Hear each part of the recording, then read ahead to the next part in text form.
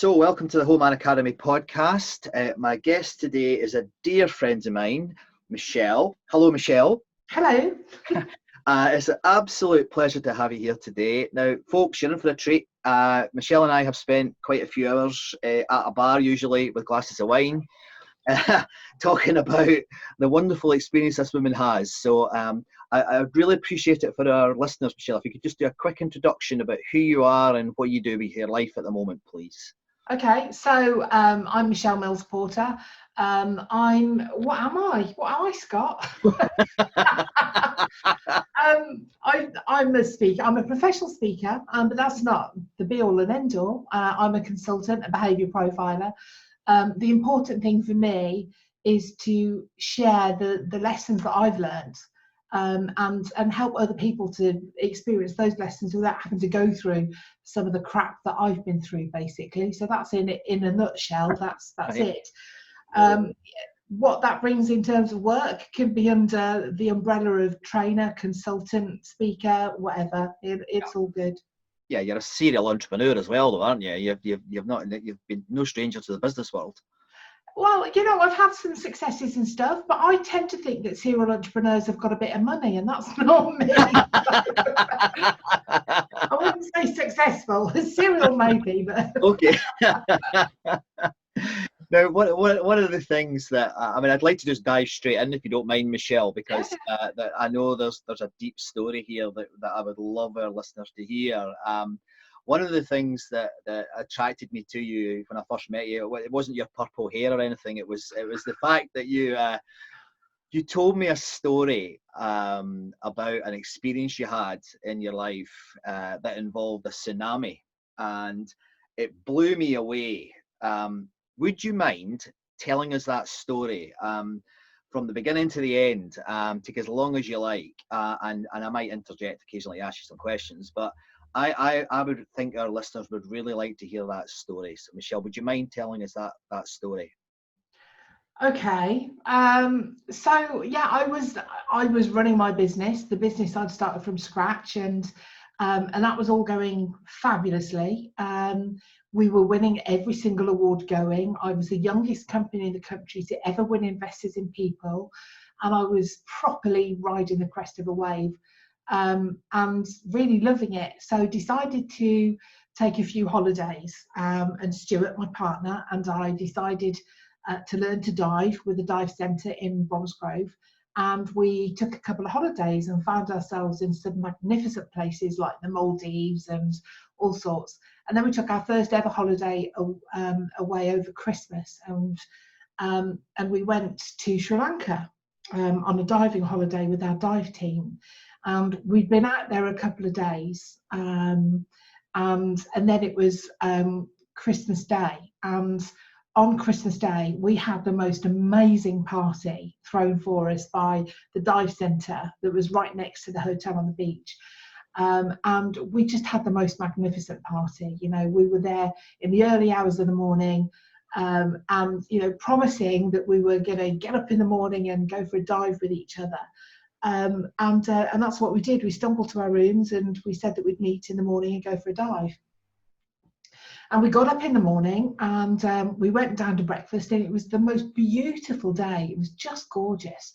And everyone was saying, oh my gosh, the sea's gone so far out. Come and have a look. We can walk around those rocks that we normally snorkel around. But Stuart and I were kind of nursing our hangovers. It'd been pretty rough. And we made breakfast with some of our friends, but we said, you know what, we're going back to bed. So we decided not to go for a dive, and we went back to our room. So it was I don't know, an hour or so later, I remember hearing this screaming and shouting and banging of doors, and I thought, my God, who have they let in this hotel? This is dreadful, It's not what we expect. Do they not know that we've got hangovers and tried to pull the pillow over our ears? And we did. And then again, a little bit later, we heard this incessant banging, and I thought, fantastic. Now we've picked a hotel that's doing flipping, work on the building, and and I just thought, this just gets better, doesn't it? So Stu got up to see what was going on, and he pulled back the curtain, and I just remember those words. He just said, I think you better come and look at this. And I jumped out of bed because I knew by the tone of his voice something was wrong. And from our 3rd-story hotel room, we looked down and the sea was totally around us. Wow. And this banging was a boat being slammed into the side of the hotel, and all we could see was water. And there was this like swishing noise and all that kind of stuff. And I looked down and it was the palm trees being swished around in the water, and there was not a soul in sight. It was terrifying. And how did that transpire? How did you deal with it? What did you do? How did you cope? It's the first thing I did is I grabbed for my video camera. I thought, oh my God, this is frightening. It's terrifying. It's amazing. It's awesome. And it's just instinctively grabbed my video camera and started filming. Yeah. And then I remember my first words were, let's see if anyone needs our help. And I threw the video camera down, but we couldn't see another person. Everyone had gone. So it was like the apocalypse. It was just like the end of the world. We couldn't see anyone anywhere. So we got dressed, and you've got that kind of panic thing going on where you're in fear and but you're also shocked and you're also scared and all these things. You've got to be sensible. So I remember getting dressed in something that was long, it would cover my arms, but it was thin so I wouldn't get too hot. So if we had to spend some time outside, it's what I would get least bitten in by insects, and putting on a sturdy pair of shoes and that kind of stuff. We opened the door to the corridor to have a look out, and oh my gosh, it was like a horror film. There was glass and blood and everything everywhere, and I just kept thinking, why did nobody tell us? Why did nobody knock on our door? Why did nobody raise an alarm? And then I remembered hearing that screaming and shouting, and I just thought, you idiot. I thought it was kids mucking around, and it wasn't. But this was a very old building with very old doors and thick, heavy walls, and we were just oblivious. But here we were, in the aftermath, and we realised just exactly what had gone on. We tried to get out the hotel, and the water was up to the ceiling of the 1st floor, so there was no chance at that point. So what did you do then? Did you wait for it to go down, or what did you do? We did. It's kind of, there's only certain amounts that you can remember really, because your mind cuts out a lot. But I remember going back to the room, and what struck me was whatever had happened, it was so big that we knew that nothing had any monetary value anymore. It lost its currency. Yeah. So wanting to kind of think, okay, let's pack the most expensive things, let's get the video camera, my jewelry and all that, that's bollocks. It just doesn't work like that. I remember packing 100 fags that we'd got on the way over there, because I thought we could barter with those if we need to, and what we're going to survive with. And we just whittled everything that we had. Right. We put everything else into suitcases, so once this was over, no one had to worry about it. It was all tidy. But what we had left with us was just 2 very light bags full of stuff that was going to help us survive, and that was it. Okay, so what was the next stage then? Did you wait till the water went down and then go out, or what happened next? Yeah, it kind of doesn't do that. That's the weird thing. So where we were, it wasn't one massive wall of water. It was like the tide came in, wave on top of wave on top of wave. So it came in very quickly from accounts of everyone else that I'd heard. And by the time that we'd seen it, it was so high, and it doesn't go out. It just kind of it lowers, and it got to the stage where we could half swim and half wade out of the hotel, and that's what we did. And we made it to the opposite side of the Gall Road, and there was just the roofs were made of corrugated metal, and it was just sheets of it underneath the water. There was glass and brick, and I slipped and really hurt my back because you couldn't tell what you were stepping on. And we managed to get over to the other side of the road, and there were 2 people there from our dive team that were sheltering, and we said, why were you so insistent on us coming over here? Because they kept telling us to go over there. And they just pointed at the hotel, and we looked back, and it seemed like the whole hotel was just lilting towards the sea, and it was just so much to take in. I remember, one of the things I remember is the smell, the stench I just vomited and vomited and vomited. I can't remember how many times I vomited, but whether it was shock, whether it was fear, whether it was my own body taking over, whether it was the stench, I don't know. But there was everything. There was oil, sewage, diesel, death. It just stank foul. Right. And from that side of the road, did you seek shelter, or did you just wait, or? Shelter of sorts, you know. So we were in this bar which didn't really have any glass or anything on it. It was just kind of open air. But we were up, and so we could see the water coming in and out again. So I was like the foghorn.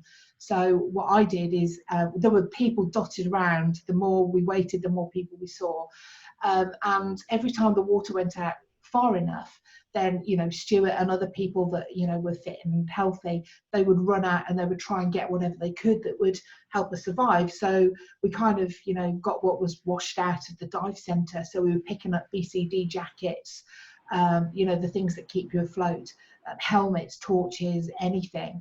And I remember we'd grabbed some bananas that were floating past and some cans of Coke, and we were putting them as high up as possible because, of course, we just didn't know what was going to happen. It felt like we were flailing around, just playing at survival, but had no idea what was going to happen. Yes, right. And how did it play out, Michelle? Well, every time the water came back in, I was just like the foghorn out saying, it's coming back, it's coming back. And then everyone would get up high. And I don't know how long it was later, some hours later, but we saw Cammy, who owns the dive centre. He came down the road with some of his boat boys with him and the people that worked with him at the dive centre. And we shouted at him, you know, Cammy, Cammy. And he just ordered us down. And he was only young, but he was a formidable, big size, tall, formidable character. And you just did what he said. So he said to get down. So we just grabbed our stuff and we did what he said. And then he said to one of his boat boys something in Sinhalese. And before we knew it, we were being force marched in the opposite direction. And we were just like, there was just me and Stuart and two others and this boat boy, and we were just getting force marched inland. And we went through water, and, you know, and then on dry land, and then I fell over, and then we're up again, and then we're in water again, and it was just a blur. And then like a couple of miles inland, I just saw this massive, great big hill, and he said up there, and I just had nothing left in me, Scott. Just nothing left in me. I was just being sick and had no energy, and it was boiling hot. And I just remember Stu put his hand behind my back and half carried me up that hill. We got to the top, and the doors to Jimmy Lal's garden opened, and it was just strewn with people that had survived the tsunami, wearing in whatever they were wearing when it hit. Right. So you were there with I guess it was the community that had been on the beachfront. I guess they'd all just moved up the hill to be safe. It was a mixture, Scott. People were scattered everywhere. So we had a real mixture of people. There were some people that, mainly tourists, but people from all different countries. And people that were with us had been scattered. So there were some members of our dive team that were with us and some that weren't. Some people had been scattered towards hospitals. Some people had been taken towards monasteries. And, you know, and we were just the people that had been ushered up this hill and ended up in Jimmy Lal's garden. As it happened, he'd got some local people around because he was very... he was a village elder that was a real entrepreneur, a proper entrepreneur, not like me. He had like a fleet of lorries and a fleet of ships, and he kind of employed half of the village, basically. So he had a lot of people that had come round to help, and they were boiling water up, draining their wells and boiling water up so we had something to drink, and running around and trying to look after us. Gosh. And it was so humbling. I mean, they're just such incredibly wonderful people, you know. And how long did you have to stay there? How long were you stuck in that hill? So we were there. I mean, we were there for a week, but we were there in Jimmy's garden. We were there for the best part of a week. I don't know. You know, it was really incredible what we created in that garden. We just managed to communicate so effectively together. Even though we all spoke different languages, we were able to just understand each other and fit together. and pull our resources together and do things. I remember saying to John, a friend of mine, I was saying, John, I feel useless. I don't think I'm doing anything. He said, Michelle, you're joking. You're keeping everyone's spirits high. And I was like, oh yeah, that's a real talent, isn't it? But he said, you don't understand. There are several people that would have lost it completely if it wasn't for you. And, and you start to realise that however small your part is, whatever part it is you're playing is vitally important to that small community, that small structure. And in lots of ways, it was so beautiful. It was almost like this massive weight had been lifted off your shoulder. I didn't think about my business. I didn't care whether I made the sales or not, or whether we were hitting targets.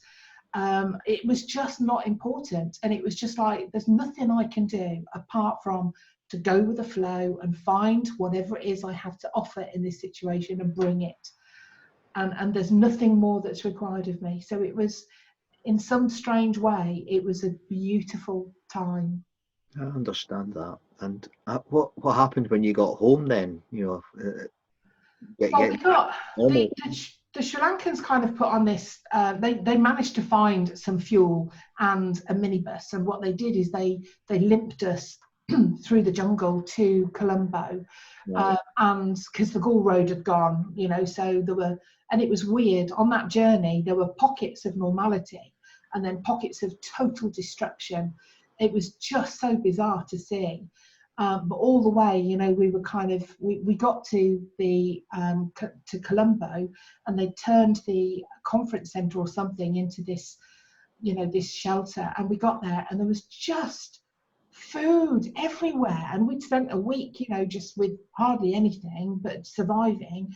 And then here we were. There were hot showers, people taking us to their homes so that we could shower, and their homes were all covered in Christmas decorations and stuff. And we were having hot showers and using a hairdryer to dry our hair, and then going back and having however many courses of food we wanted. It was just so bizarre to go from what we had been to this. And also horrendous because all the people we'd left back in Hikkaduwa, they didn't have this, and we wanted to share it with them. And inevitably it was the Belgian army that got us out. The Belgian army put on a flight because we couldn't get a flight for love nor money. I remember my brother had managed to get tickets, and he said, Michelle, I've got a ticket for you and Stuart to get back on the BA flight. And I was very grateful, but I couldn't leave my teammates behind. I couldn't leave my dive team behind. Wow. I felt personally responsible for getting us all back in one piece, and that's what I did. I stayed awake, I didn't sleep, I fought to try and get us all back in one go, and in the end it was the Belgian Air Force that got us back as far as Belgium. We couldn't even get the UK to pick us up, to get a flight over to Belgium to pick us up. I mean, they just weren't there. And in the end, Stuart's dad and my dad and various other people were going to just drive over in convoy and pick us up. I mean, this is really tough stuff. We were in tatters with nothing, no passports, no money, hardly anything. And, we were going to be left in the middle of Belgium with nowhere to go. We got offered tickets on Eurostar, and I was like, great, we've got one person who can't walk, we've got one person with onset septicemia, and you want us to walk across the flipping city. I didn't understand. I didn't want to be a victim, and expect people to save us, but I did want somebody to give us a bit of a hand. Yes. In the end, we managed to get a flight, and they said that they would put on a flight for us, and they did. And we arrived back in the UK at Gatwick Airport, I think, in the early hours of the morning on New Year's Eve. And I remember coming off the plane and being ushered through all these lines with police dotted around and people offering us counselling. Would you like some counselling? There's only one thing on our mind, and that was our families on the other side of the gates. That's all we wanted. So yeah, that was wow, a big moment. So we're recording this at the end of March 2020, and we're in the grips of a global health pandemic. I don't know where to start with this, because there's so much there in that story. But what have you learned from all of that, that you think people listening to this podcast could learn from, in terms of how to deal with? I mean, what we're going through just now is nothing compared to that. I don't think it is nothing. But what do you think would help people cope with what we're living through at the moment, and lead into the rest of their lives? Well, I think I've spent my life trying to understand everything that I'd learned, because you don't get that many lessons thrown at you and do nothing with it. Anyone who gets those lessons thrown at you and does nothing with it, what a waste of life. It's incredible to be able to witness what human beings do in the face of true adversity. There's a beauty to it, Scott, and and I've made it my life's work. So what I did is, when I got back, I lost a lot of the love for my organisation. I didn't realise at the time why. I know now. I look back now and I think, duh, you were not in line with your core values, Michelle. But at the time, I didn't understand what it was. I just lost the love, and I just felt physically sick when I had to go into work. All I wanted to do was the Higgadoo Village Fund and raise money, and make people understand what had happened, and all that kind of stuff. So I spent the next few years learning everything I could about human behaviour to try and make sense of what I'd witnessed.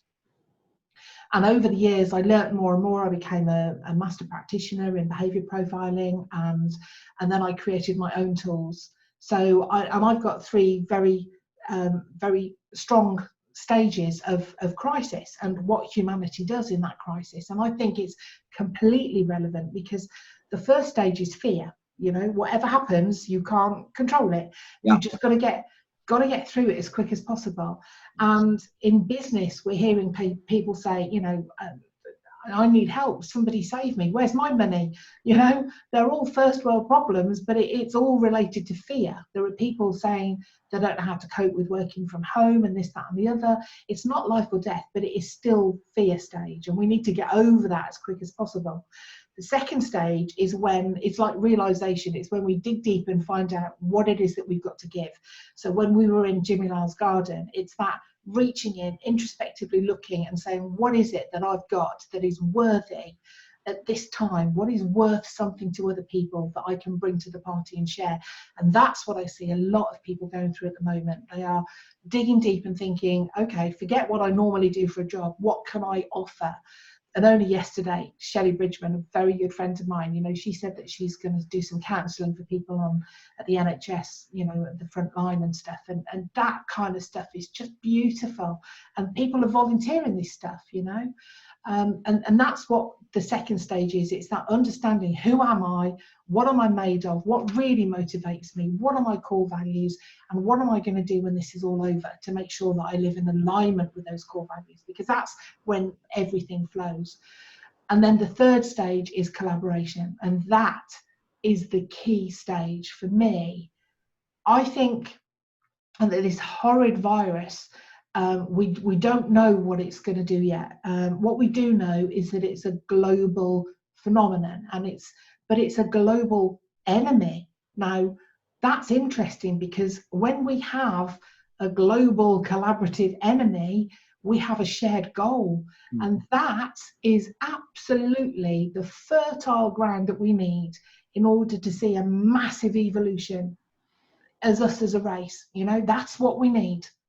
And you've seen my talk, and right before this ever happened, I always said, if we were attacked by aliens, then we would come together as one race. We would learn how to collaborate effectively, and we'd go out there and we'd make massive shifts. We'd move mountains. This is not an alien attack, but it might as well be. It's a very similar thing. It is a global enemy. And we have the opportunity now to be able to learn how to collaborate, work together, so that we can create something bigger than some of its parts. Right. Wonderful. That's a very strong message. Thank you, Michelle. Thank you for sharing that. Can I change tact a little bit with you now and talk about men? Yeah. You're the first woman that's been on this podcast. Am I really? Yeah. Well done. And us blokes are fairly clueless, which is kind of why we have the Whole Man Academy. And it's interesting hearing, you know, male perspectives on other men, but you're a woman. Have you got any experience of sort of man stuff, or where men, you know, could be better, or where they've maybe had a light bulb moment, or you've had a light bulb moment that you could share with us? And it can be personal, or it could just be off the cuff, but up to you. Okay, well, this is very personal, and you know, the only man in my life before everyone else is my husband Stuart. And when we were out in Sri Lanka, we'd been together 12 years, and we'd never got married, and there's a very good reason for that. About 7 years into our relationship, this is pretty personal, but about 7 years into our relationship, I was at work, and I just felt really ill. And thought that I'd started my period, and I went to the head of HR, because I was head of client development for a branding agency. And I went to the HR manager and I said, look, I'm really not having a good time. I'm having a really bad period. I've taken like 4 painkillers and the pain isn't going, and I need to go home. And she kind of like rolled her eyes and thought, okay, early on a Friday afternoon, all right then, Michelle, off you go. And then what happened is I proceeded to miscarry, and I didn't realise I was pregnant, but I was limping home, which from Putney down to Petersfield, it's a long journey in rush hour traffic, and I was limping home in the most incredible pain. And you know, the car was a mess, and I didn't know what to do, so I just carried on driving. And I got home, and I got out the car, and I just left the door open. I just walked into the bungalow where I lived. Stuart was there. I walked straight in the house, and I walked straight into the shower and put the shower on with all my clothes and everything. Stuart thought I'd been shot, and we had no idea that I was pregnant, because I wasn't meant to be able to. So you know, and I'd had very strange symptoms, so we hadn't picked it up. But hours later, we ended up in hospital, and they said, yeah, this is fetal matter, is the way that it was broken to me, Scott. And that was a bit of a shock. And I remember they basically said, right, you've got to stay in because we need to operate. And you know, they turned around and said to Stuart, you might as well go home because there's nothing else you can do. And with that, there was a puff of smoke, and I lost sight of him. And I've never felt so abandoned in my life. Mobile phones weren't really what they are back then. And I just couldn't get hold of him the following day. And I'd had the operation, and I'd, you know, had all this grief and stuff, and I didn't know what was going on. I couldn't get hold of him. And then, you know, later on managed to reach him, and he picked me up. But I'd always thought that when it comes down to it, I don't know if he's going to be there for me. I don't know if I can trust him to be there when I really need him. So for that reason, although we'd been together 12 years, we'd never got married or anything, you know, and that was always a thing. And so what happened in the tsunami is basically on the night that we were first in Jimmy Lal's garden, the tsunami was meant to be coming again. We heard the news that it was coming again. And I remember sitting in the garden, total quiet, just the moonlight and just people just whispering and stuff like that. And I remember hearing these sirens and car alarms and screaming. And I remember saying shh to everyone, and everyone quietened down. And as everyone else pricked their ears up and heard what I was hearing, they all started screaming and shouting and packing bags, and some were crying and some were running about, and all sorts. Pandemonium ensued. And I remember thinking, I had these French doors behind me, and I thought, just take me, you know, just do it, because this is so unfair. We can't see anything. There's no light. There's, you know, it was almost like just inevitability just kind of washed over me. And I was like, well, go on then. If I stay here, at least it'll be quick. And then as soon as that idea flashed through my head, I thought, I've got to be with Stuart. I don't care what happens as long as I'm with Stuart. So I remember trying to find him, and I couldn't find him when all this pandemonium. And eventually I saw him, and I kind of waved to him. I was like, Stuart, it's me. And he was looking at me, but he just wasn't recognising me. And I was thinking, why can't he see me? And again, I was shouting, Stuart, it's me. And he looked at me and kind of looked me up and down and then turned away again. So eventually I made my way through the crowd and I got hold of him. I said, "It's me." And he said, "I know." And I said, "Well, what are you doing?" He said, "I'm trying to work out how to get you up that mast." And I was like, "How are you going to get me up that mast?" And he said, "Michelle, if I have to get you up in my teeth, I will." Oh, God. Right. And it was that moment that I just saw straight through to the core of who he was. And I realised that he was putting my life before his own. And that's not the only example. There's 3 examples when he physically put my life before his. But that was the turning point for me. And we said, in that moment when we thought the tsunami was coming again, we said, if ever we get out of this alive, we'll do it. We'll get married. So I realised in that moment in time that I could rely on him. I could trust him with my life. And I think the realisation that we'd never talked about what had happened before, and I thought that he'd abandoned me. I didn't think for a moment that he was going through as much grief as I was in that time, and he was battling his own demons. But because he wouldn't talk about it, we never got through that, So he's a man's man, and he doesn't talk about it. And for him, kids was off the menu, off the table. And all I wanted in the aftermath of that miscarriage, I just desperately wanted a baby. I wanted desperately to fill that gap. And he was like, "No, it's not happening."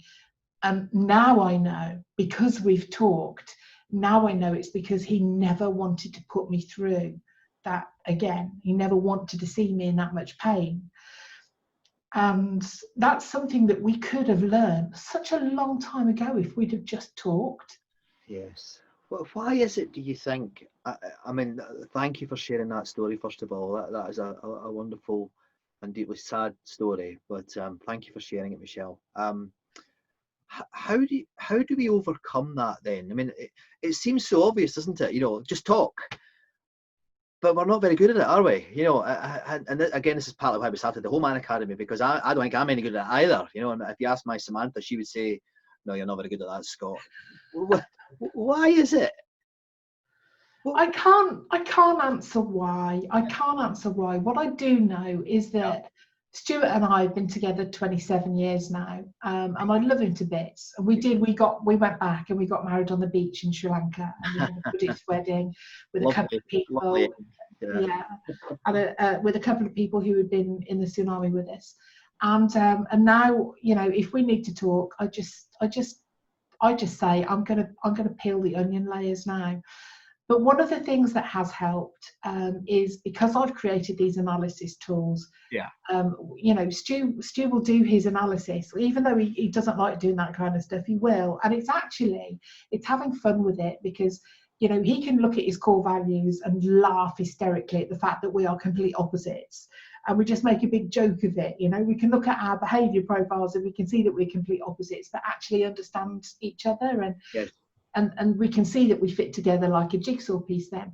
So to me, it's just peeling back those onion layers, and sometimes he's a little bit like, "Okay, I'm going to peel back the onion layers," and he's like, "No, I want to get away," and I'm like, "No, we're not coming off." And we just have to force it. But there are different ways of doing it. For some people, it might be, to have a bottle of wine or a few beers in front of a fire, or a fire pit in the garden.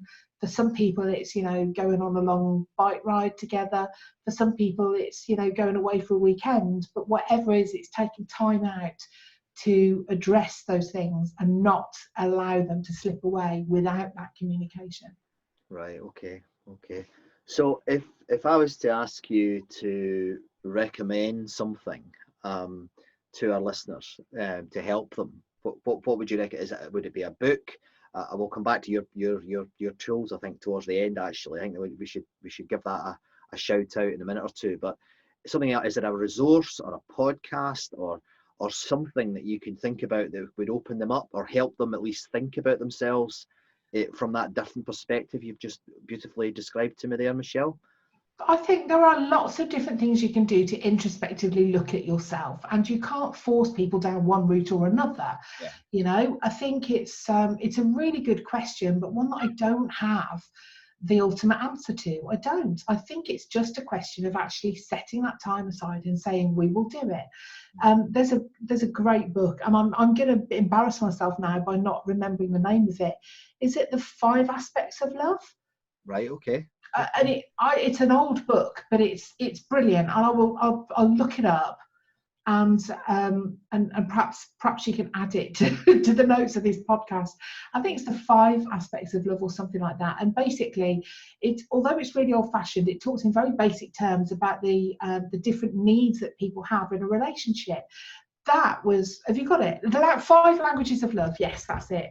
Brilliant.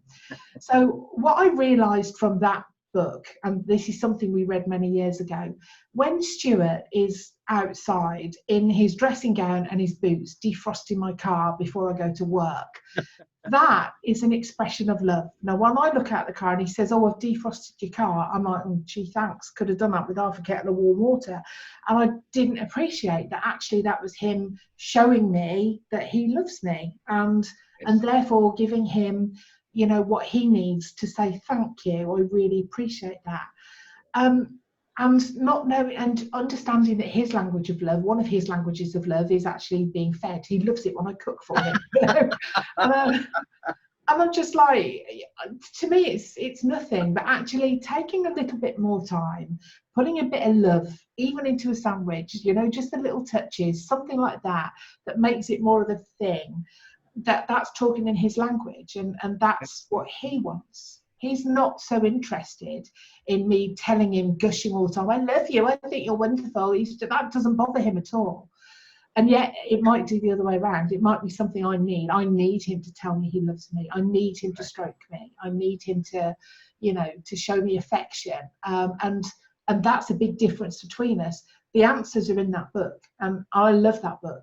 Oh, right. Okay, guys, you need to pick up a copy of that book. It's going to improve your love life, according to Michelle, the behaviour expert. So thank you, Michelle. Like that has been amazing. I've thoroughly enjoyed it. Thank you for opening up and telling us 2 very personal stories, and the connection is clear, and the learning there for everyone is clear. How might people find out more about you and learn more about what you offer in terms of your profiling and all the other things that you do?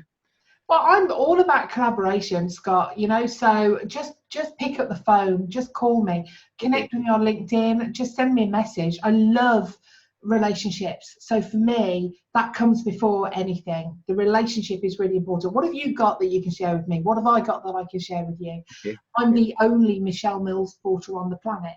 MMP, so. Kiss. There's always a kiss after MMP every time I get a note. Not everyone gets those, Scott. Oh, I see. Oh, I'm special. Excellent. I like that. Okay. Well, Michelle, it has been an absolute pleasure. Thank you very, very much for joining us on the Home Man Academy podcast. It's my pleasure. I absolutely love what you're doing, Scott. So keep up the good work. Thank you. Bye-bye.